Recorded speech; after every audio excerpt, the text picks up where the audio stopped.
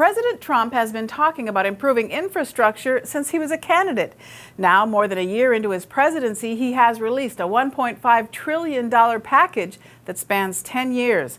The plan focuses on rural needs, but instead of federal funding, it relies on block grants for the states. $20 billion will go into a federal loan program aimed at attracting private investment as well as private bonds.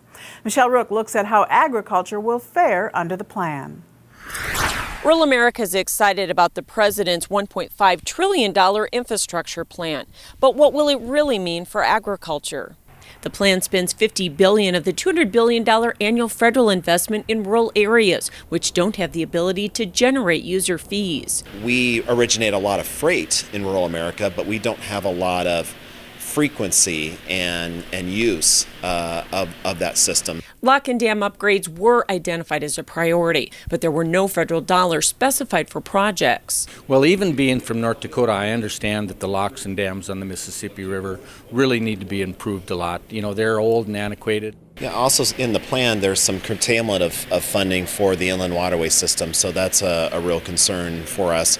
While railroads made investments after the crisis in 2014, farmers are hopeful the plan will fund more improvements. So our rail to the West Coast has been affected the last few years with cold winters through the mountains.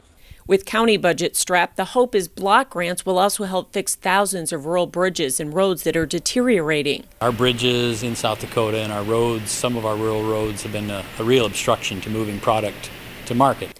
And from the river to roads, transportation impacts farmer profitability. If you make it more efficient, you'll get higher value for what you produce.